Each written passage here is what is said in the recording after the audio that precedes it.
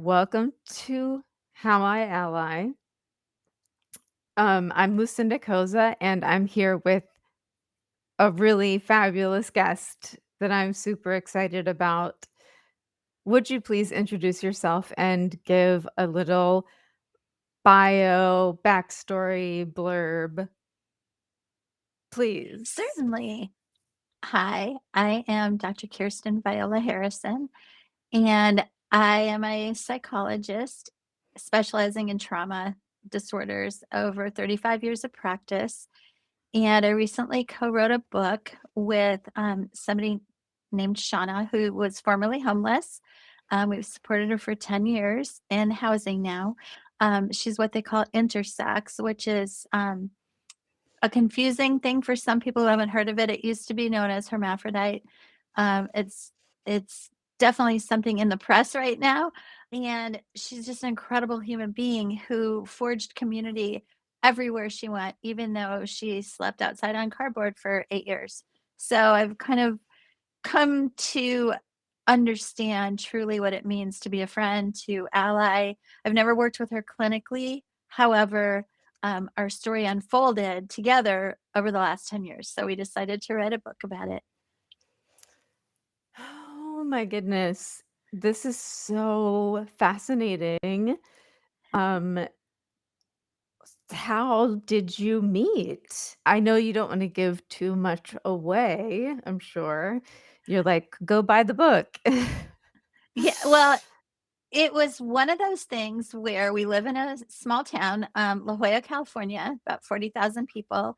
And so you start to see people at different places, the grocery store, the tennis courts, whatever. And I noticed that I was married at the time to a professional tennis player. And so we always noticed Shauna hanging out at the tennis courts as Sean.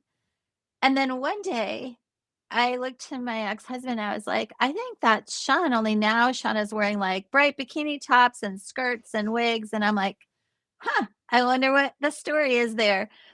And so I just saw her many times, and one day at the Starbucks, I just said, "Hey, would you like a drink? Do you wanna just hang out and talk for a minute?" And she said, "Sure," and from there, I would see her maybe, like, weekly or different times. Then I would kind of realized that maybe she wasn't quite. I didn't realize she was homeless, but I kind of realized that maybe she was struggling a little bit. So I'd kind of, give her a gift card or bring some items from, from my closet that maybe she could, like a code or something. And over time, we just started having a series of conversations. And that's I can go into it a little bit, but I found out she was homeless or unhoused, and so I put her up in a hotel, and then I called the local newspaper, and I said, "We have to do something, we have to help her, she's such an incredible spirit, she's so optimistic, and maybe we could do a GoFundMe," and then the rest is history. 10 years later, she's been in a great apartment, she's spreading the word. We just got back from a worldwide trip from, going to all the pride events. First time out of the country for her at age 59, and we did a 3-week trip together. So it's been really exciting. Oh my goodness. Oh my gosh. That is so it's such a incredible gift for both of you and for Mm, all of the people involved to change someone's circumstances in such a huge way. absolutely. I will say I love what you just said about for both involved and for all involved, because it has created such a ripple effect of positivity in our community. And Shauna is just one of those natural conversationalists. She's very upbeat. She does struggle with schizophrenia. And that is, I think, part of why I was initially drawn to wanting to help her, because I could understand that she had something else going on that she was struggling with.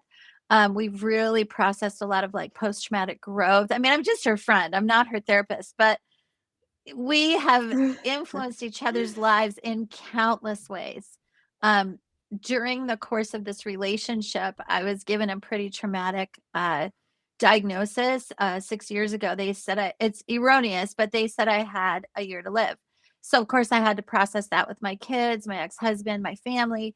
And Shauna gave me positive messages by text every single day until they told me actually they were wrong doing a biopsy. It was something else. So I still have an underlying condition, but it has nothing dire like that. So I will say that our relationship has become such a mutually beneficially positive force in our lives and in the community.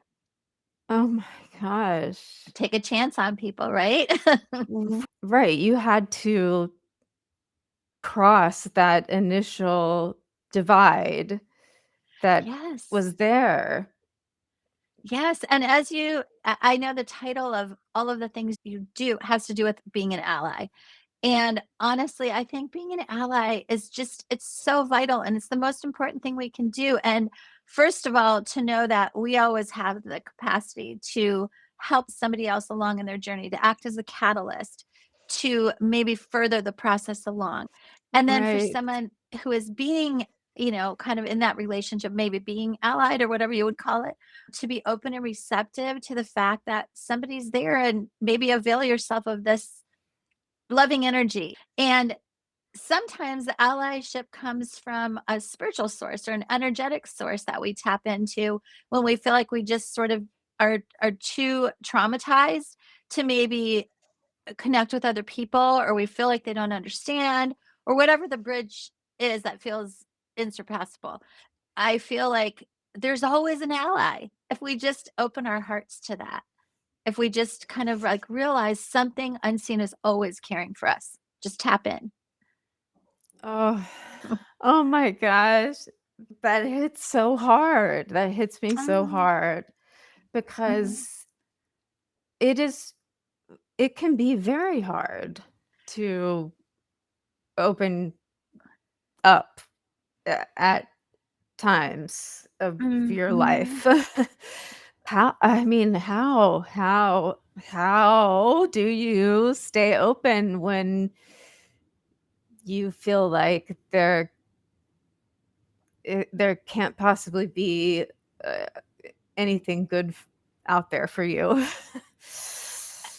Oh, I understand that completely. The urge to kind of, and I would say follow it, sometimes lean into the biological imperative to sort of shut down and incubate and hibernate for a little bit. If that's what is calling you, then you need to pay attention to that. However, even in those moments, something is helping you regulate. You may not understand it, Hmm, you may not see it. Something is unfolding you, right? Whether it's like, I mean, my belief completely after speaking to thousands of near death experiencers in my dissertation research, I absolutely believe that something is holding us at all times. But in on our earthly journey, sometimes it may just be a really good friend or maybe a stranger, it may be somebody, and we just need to try to get the courage to just open that a little bit and see what happens. Because remember, we can always close it back up again. If it's right. not resonating or if it's feeling too triggering or too something, we can just shut it down. And then by feeling like we were in this together, connected to something bigger. It felt like something was holding both of us in this journey and gave us strength to keep moving forward. And as they say, that just do the next right step for you, right? Oh my gosh. This feels, transcendent. First of all, I really operate in life after hearing so many very traumatic stories and having been through a few of my own. I have 100% realized that we are on earth to constantly learn and grow. It's not supposed to be easy. We have different tasks. We don't know why. Sometimes Yes. we just say, mercy, please, like too much. But there's always something until our last breath that will propel us forward. And it's just this deep nudge from the soul. And for whatever reason, I don't know if it's because I have worked so much with trauma disorders that I recognize something very unique and different about Shauna's ability to survive and her resilience, but it's kept me forward all this time. Ugh, that's exactly why, and I didn't even know at first what I was what compelled me to do this work. But I realized along the way that what I was so interested in was that that post-traumatic growth, or Yes. that will to survive, that Mhm. that rebuilding, because I looking back now, I know that I have been through that. And at the Yes. time, I it wasn't clear, but now it's clear, and I think that's the most fascinating thing that human beings do. Absolutely. I mean, when we are Yeah. in that, what of course they call the dark night of the soul, when we're in that sort of phase of like we're in this murky place and we don't have a guide and we don't know what's going on, it's like there are some signposts out there.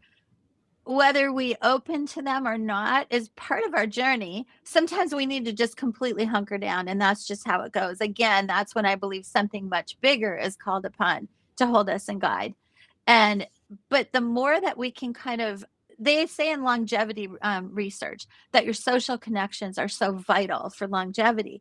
And I believe the reason why is because they're constantly giving you new ideas, new ways to think about something, new avenues. It just sort of puts your whole being back into homeostasis because we all regulate each other. And so Mm, it's just, again, it's just this openness to understanding that sometimes your best friend might be in so much grief that you just don't know at all how to help.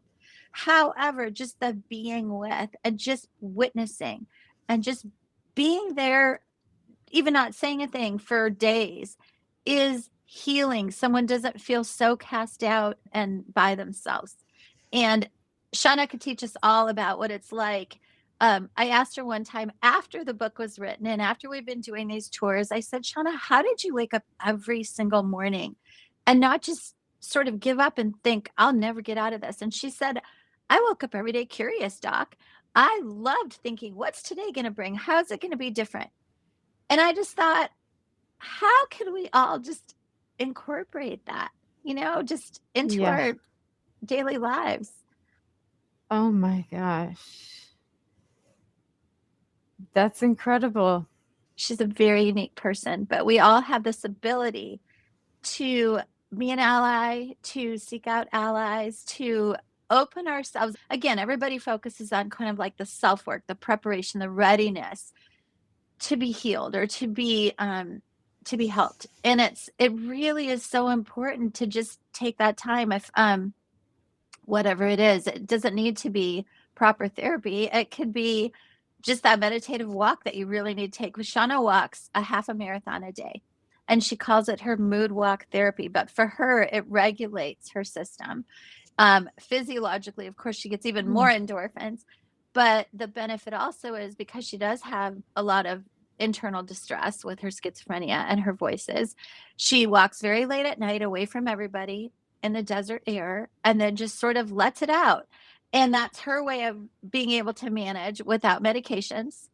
She has taken the, wow. I know one of the things that has been really important, she really has had a long family history of, different medical conditions. And she was scared that medicines might make those physical conditions worse. And as an athlete, that was an intolerable risk. So she's found other creative Mm, ways to reset and rebalance. And it's so important that we know what that is for ourselves, you know? mm, So knowing thyself, as they always say, is really, really important. Try to know what works for you and yes. don't pass judgment or anything on it. And that's work. I mean, it takes work. Absolutely. It does. I mean, for my daughter, it might be running 10 miles. For me, it might be a box of donuts. Yeah. Again, no judgment. But the reality is, Yeah. it's like if I need to curl up on a couch in a book in a blanket, and that's my way of kind of just cocooning and resetting, that's what I need to do. But if a friend then says, okay, it's been 5 days, let's go on a walk, I might not feel like it. But if I shove myself in that direction, it's unbelievable the transformations that can happen. And the It's great. reality is now the young people, I say young, early 20s, my daughter's generation, they call it something that I think is beautiful. They say, my social battery's running low.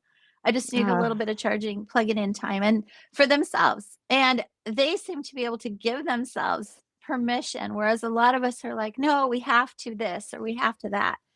And, Shauna, for instance, she spends a good portion of the day now in her apartment. When she was unhoused, she felt like she was on all the time.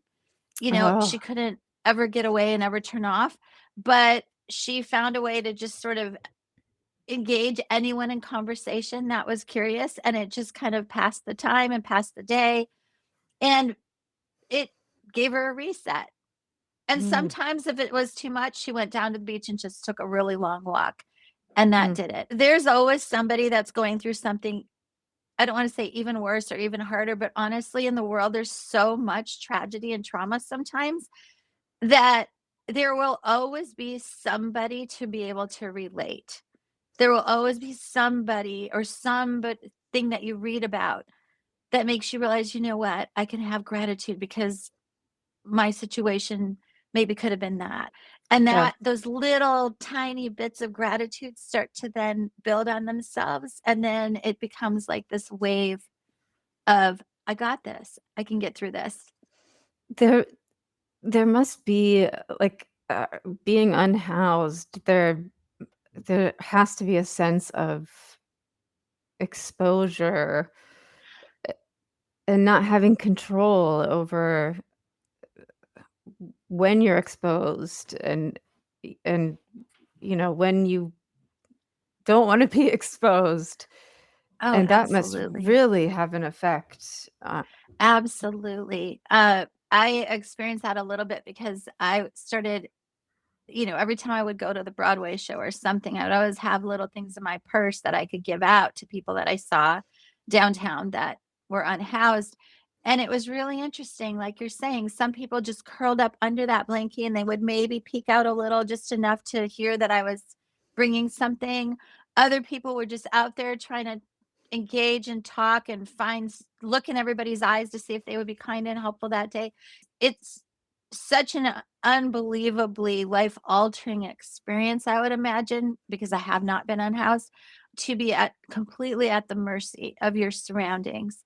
But even then, again, I would direct us, to another realm where it's like some energy is in this, like, little protective shield, protective bubble, maybe force is guiding. I wrote a chapter of the book on synchronicities because it was really unbelievable how many synchronicities happened around Shauna with different people in the community. And so when I asked Shauna about these things, I said, "What do you make of this?" And she said, "Well, maybe some force or some energy realizes that somebody needs a reminder that we're all in this together in a bigger way. And so maybe that's why when they think about me, I just happen to appear." And I thought, that's a beautiful way to look at it.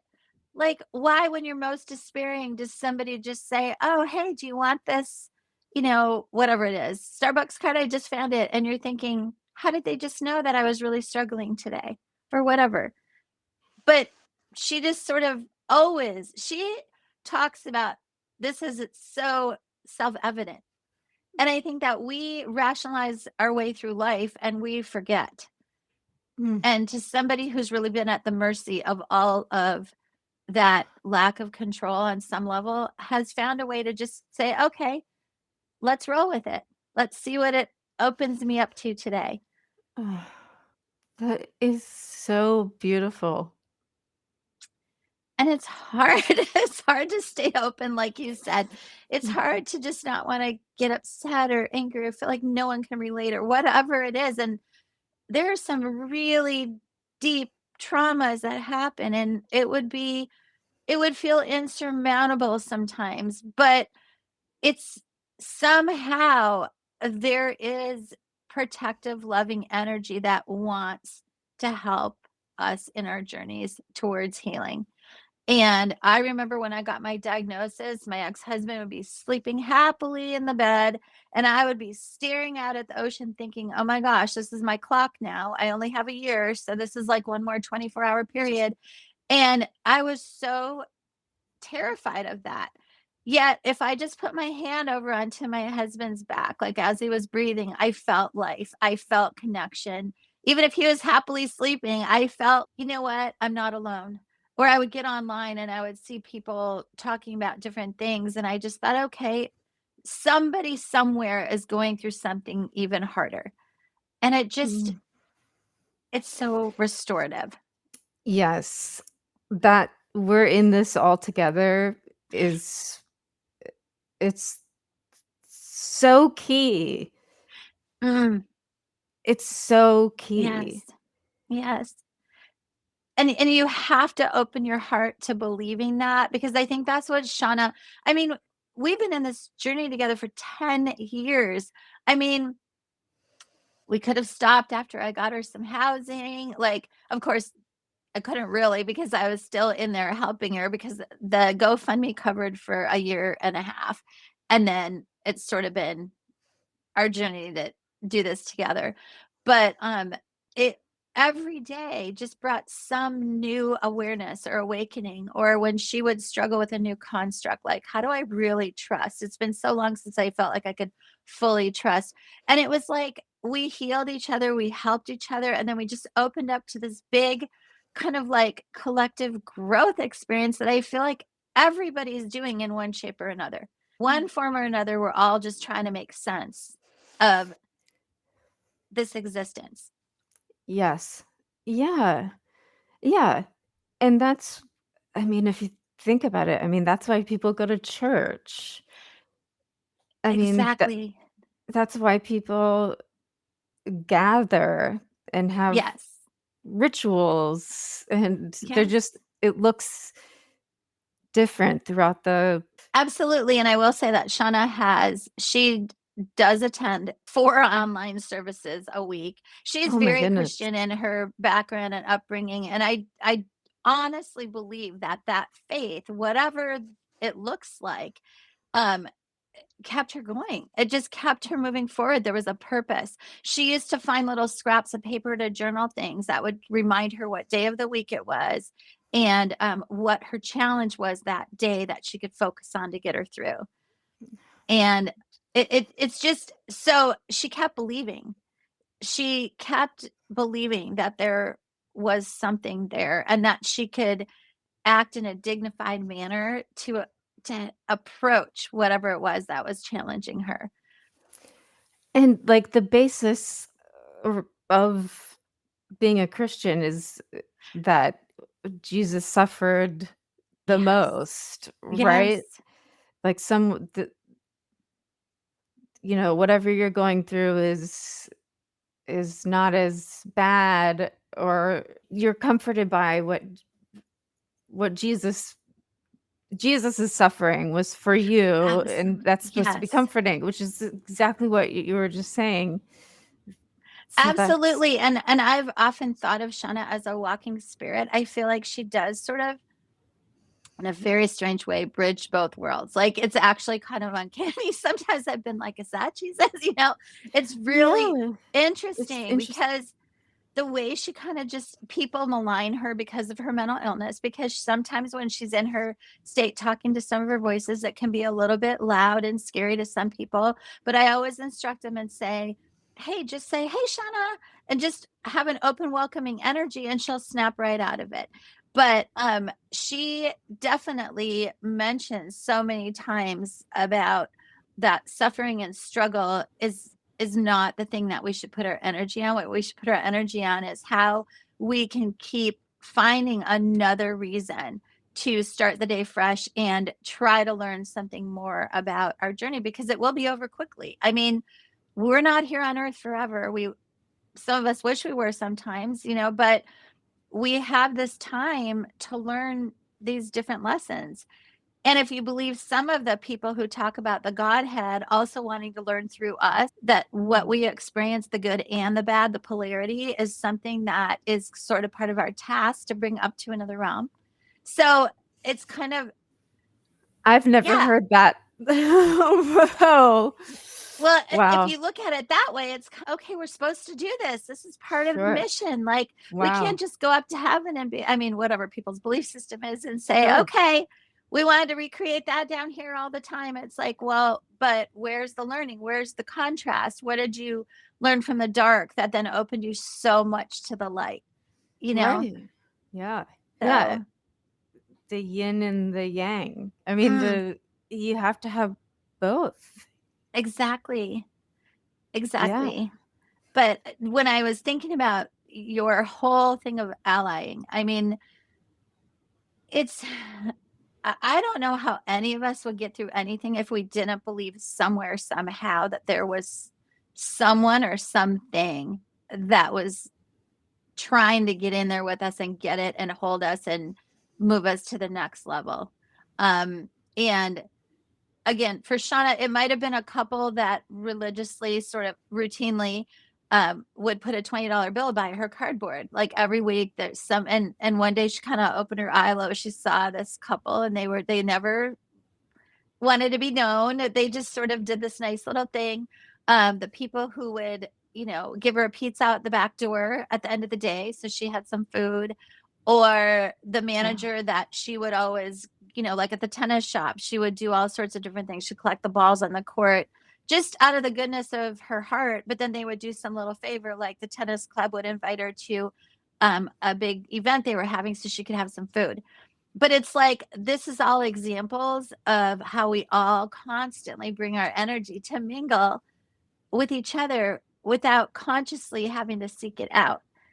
And then that keeps yeah. moving us forward. And it's like breaking bread. It's like the Jesus thing. It's like you're always seeing how you can multiply an effect of energy and generosity. Yes. Yes, because you never know what effect you've had on someone. Exactly. Exactly. That is the essence of everything. You just don't know. And it doesn't Yeah. mean you have to walk around smiling all the time. I mean, I'm a pretty smiley person, but it definitely came through years of dark. I had a brother who died in a very tragic accident, and that was Mm, when I oh, was 22. And here I had been just happily doing my life. And then that happened, and I had to go in a little nest of my own for a little while. But then as I read so many people having near death experiences, and I read so much about the mm, meaning of life and Viktor Frankl and like the struggle and the suffering, but it all has meaning. And I just thought, that's what I'm going to choose to hang on to. That's going to give me meaning no matter what the day brings. And yeah, maybe it was a smile that day that had a ripple effect on someone else, but it could also have been a tear. I could have been sad that day and that brought out someone's feeling of compassion. So you never know what it is, but just recognizing that we are all in this together is right. it is the healing force. And I will say, I know Shauna and I will have an incredible friendship till the end of time. I mean, we both are just like so understanding of the fact that it takes a village to get through this life. And it's such a privilege to be on this planet, no matter what we're going through. We have this chance to learn all this. And Yeah. some of the darkest nights, one of the things that healed me a lot when my brother had his accident was working with a lot of kids in child development who had had really abusive situations, because I was able to say, oh, yes, this horrible thing just happened to my family. However, these kids didn't have maybe this that I had, or there's always a point of comparison. And then I was able to give them love and support. And they also showed me through their, tears or their laughter that we're all just getting through, you Yeah. know? Yeah. And even if the point is just trying to or exploring what is the point with others, that's Exactly. enough. That is enough. It's always enough. It's always Yeah. enough. And for whatever reason, like that whole catalyst thing, I do believe that if you think about a catalyst and a chemical reaction, it's something that speeds up a process. So it's like if someone's a catalyst for you to all of a sudden be more enraged because something made you angry and somebody fueled that, or to be more forgiving or compassionate or sad so that you can get through your grief process a little bit deeper, Mhm. shorter, whatever. Um, it's we all have this ability to have this effect on each other. And so my whole thing is take a chance on unlikely situations that involve a leap of faith with people. My daughter gets embarrassed sometimes because I am that type that if somebody looks sad somewhere, I just sort of send them a little heart signal, like, you're not alone. And maybe that person wants to say, okay, well, F off. I didn't need that. But then that still brought their whatever it was to the fore that they needed to deal Yeah. with. So Yes. we just be and just do what you need to do, but remember in your moments of like most despairing to take a little cue from Shauna that she always just kind of had an eye open, like, an attitude of curiosity and a little bit of an attitude of, all right, if this is my lot, let's see where it goes, can really shift everything. Yes. Yes. I love that. And I love the catalyst thing. Like, even if it's uncomfortable, Yes, it is still worth something for you. Uh, absolutely. It's that like a is firework. You light it off, and at first it makes a big bang, and it's scary, and the flame goes through the whatever the wick or whatever, and then all of a sudden it's like, boom! Look at all that beauty. Look at all that yeah. light. Look at all that color. Yeah. Yes. Oh my god. That's really profound, actually. Wow. Being human is so complex and profound, and can feel so many different levels of isolation or connection. But I think if there's something that somebody needs to hear, that there's always hope, have faith, things. Shauna said she always knew. She held this for 8 years sleeping on cardboard. She always knew that one day things were going to change. I mean, how? But she just had this super deep knowing. And so it's like, did that come from hope? Was it, where was that? Where did that little kernel come from? But to me, I do believe in these unseen forces that guide and hold. And there was that sliver of something in her heart that went, it's going to get better. So until it does, I'm going to act as if, and then keep moving along. She would walk 4 miles to her cold, freezing shower without a towel because she thought, okay, I'll get up, I'll greet the day, I'll go do this. She had good hygiene. She didn't let herself completely resonate with the fact that, I do sleep on cardboard at night outside. It was Mhm. like her inner spark of, well, it's going to get better. So I better be ready. Yeah. Really Yeah. manifested. We are all doing our best. We are human. We're doing our best to try to be good stewards of that and be humanitarians and fight for social justice and human rights and dignity. And all Yes. of that is so important. Like in your case, like you're giving voice and you're trying to spread certain currents of understanding.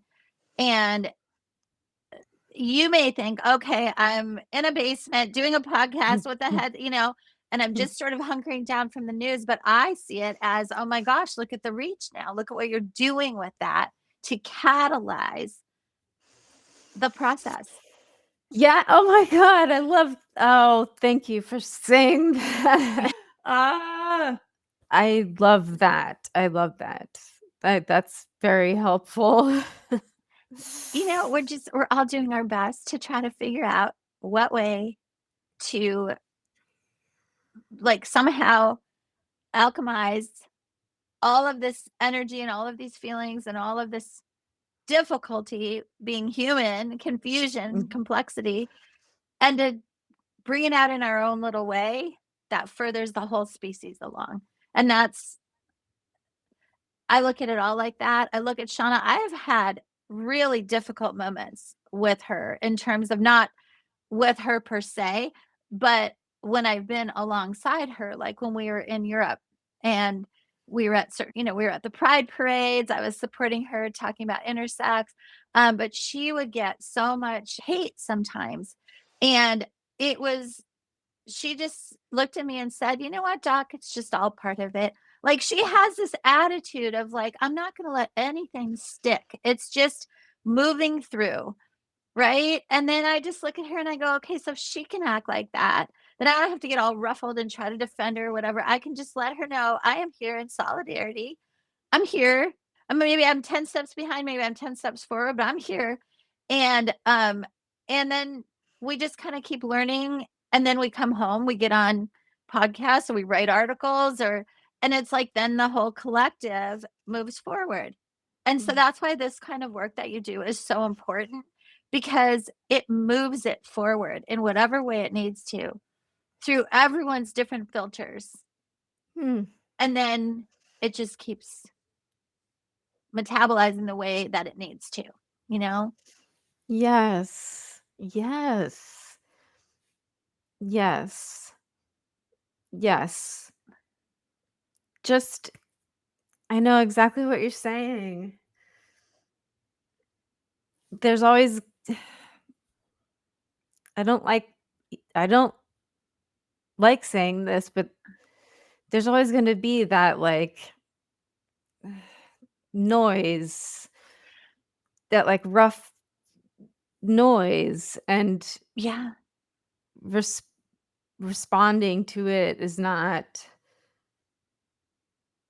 it's not the best way to utilize, even though I want to, it's not the best way to utilize my self. And but if it felt that day like it was, if you felt like Yeah. you needed to just do a rah, then that's important too, because for somebody, they needed to feel resonant with that energy, you know? So I guess Yes. the whole thing is just non-judgment, really. We were in Paris in this beautiful Galerie Lafayette, and it's this huge, beautiful domed upscale shopping mall. And I Mm, sat with Shauna, and it was a particularly stressful day for her because there had a lot of energy and people and judging. And um, I sat down, and her voices were starting to get a little intense. And I had become part of her system by then. So she was then arguing with me inside of her head, but outside of her head. And so I was like, "Doc, Shauna, can you tell me what's going on?" She was like, Doc, don't press." And I just looked at her, human to human, deep in her eyes. And I said, "It must be so hard to like tune out all that noise all the time." This is why I'm telling you this, because you mentioned that with noise. And I said, "It must just be so hard to always have to fight against these messages that you know are not true, but they're coming from somewhere. And how do you do it?" And she just said, "Oh, thank you so much for recognizing that it is so stressful that we all have all this noise that we're always trying to steer like the course and try to ignore oh, it."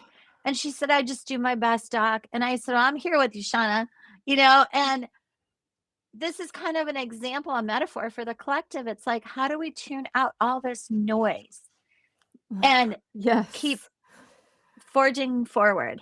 Yes. So I figured if she can do Wow. it when it's coming at Yeah. her, from her, against her, When the I calls are can. coming from inside the house, Exactly. it's Yeah, like yeah. exactly. Exactly. I Yeah. feel like, you know what?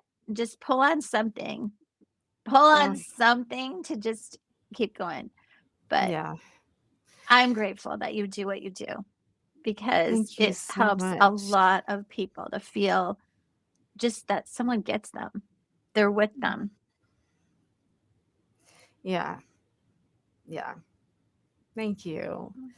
Thank you so much for doing this. Thank And you for having me. I can't wait to read the book. I'm And excited. so is it tell us the details. Okay, so it's called I, Shauna, the story of a homeless intersex woman who inspired a community. It's on Amazon, Barnes and Noble. You can get it Goodreads, different places. There are the main goal, she got 1 million views on TikTok, which of course I'm completely non-social media savvy, but my daughter's like, wow, mom, that's a pretty big deal. Yeah. So, but the whole, and there are a lot of haters, right? But because they don't understand Oh. Shauna and how she's so different and whatever. But my point is, I'm always trying to find ways to bring people to her story of resilience and survival, to how she dug so deep all the time, no matter what. And even in her awareness that she would love a personal relationship, but it's probably not in the cards for her the way she imagines. I mean, she doesn't take meds. She's got a pretty extreme mental illness that she deals with.